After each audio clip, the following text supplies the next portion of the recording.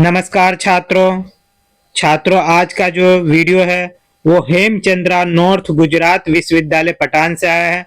वहां से ये रिक्वायरमेंट रिलीज की गई है।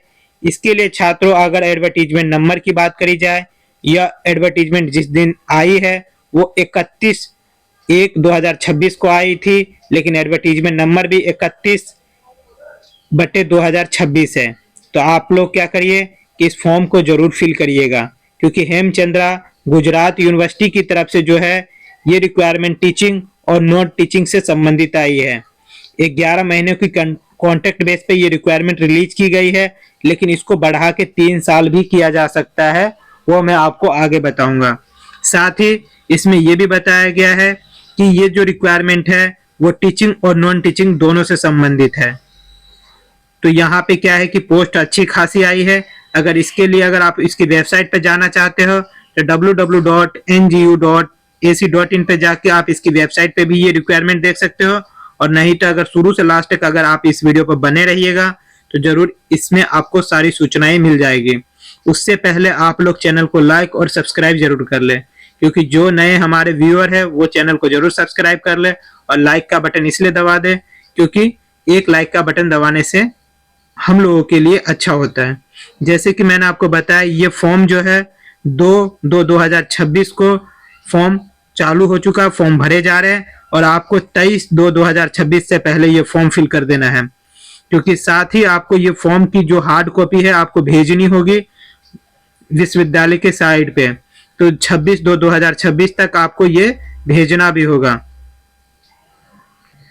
जैसे कि साइट पे जो आपको मैंने बताया भेजना होगा, तो इसकी 2 सेट प्रिंट आउट निकलवानी होगी और साथ ही द रजिस्ट्रार हेमचंद्रा, जैसे कि रजिस्ट्रार हेमचंद्रा नॉर्थ गुजरात विश्वविद्यालय के नाम से ये आपको पेम्पलेट पे ऐसे बनाना है और इधर आपका नाम, फुल एड्रेस और मोबाइल नंबर होना चाहिए और आपको भेजना होगा कितने 26/2/2026 6 बजे से पहले। तो अगर आप सही समय पर फॉर्म फिल करते हो तभी आप भेज पाओगे।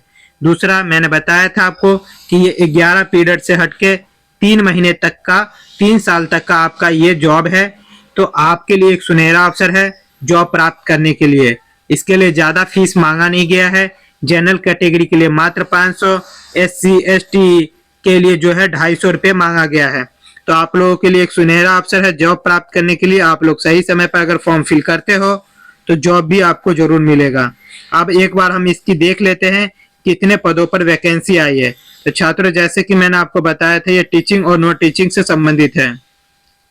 तो टीचिंग में जैसे कि SK कॉलेज बिजनेस से आया है, बिजनेस मैनेजमेंट से असिस्टेंट प्रोफेसर BBA के लिए एक पोस्ट आई जिसकी सैलरी 40,000 होगी।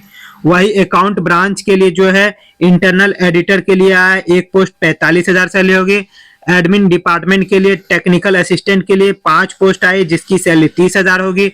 PhD फर्टिलेशन सेंटर के लिए स्टैटिकल एनालिसिस के लिए एक पोस्ट है, 25,000 सैलरी होगी। डिपार्टमेंट ऑफ हॉस्पिटल मैनेजमेंट के लिए इसकी ट्रेनिंग ऑफिसर की 25,000 सैलरी होगी, एक पोस्ट है।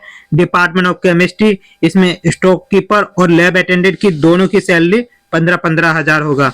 इसके जो क्वालिफिकेशन है वो जानना जरूरी है।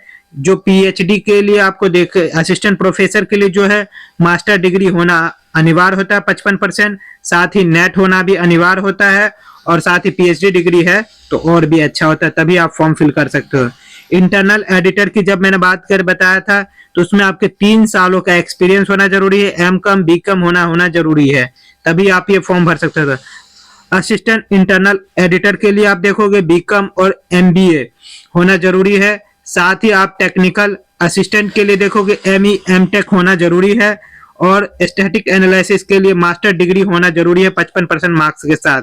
साथ ही ट्रेनर ऑफिसर के लिए जो DHSI है, डिपार्टमेंट ऑफ हॉस्पिटल मैनेजमेंट के लिए, इसके लिए ग्रेजुएट डिग्री साथ ही पोस्ट ग्रेजुएट डिग्री है तो ही आप फॉर्म फिल कर सकते हो, अन्यथा नहीं। और 5 सालों का एक्सपीरियंस होना जरूरी है। स्टॉक कीपर के लिए बैचलर डिग्री होना जरूरी है और साथ ही 2 सालों का एक्सपीरियंस होना जरूरी है। लैब अटेंडेंट के लिए बैचलर डिग्री होना अनिवार्य है, साथ ही पोस्ट ग्रेजुएट होना भी जरूरी है। छात्रों, इतना ही है आज के वीडियो में। अगर वीडियो अच्छे लगे तो लाइक सब्सक्राइब भी जरूर कर दीजिएगा। धन्यवाद छात्रों।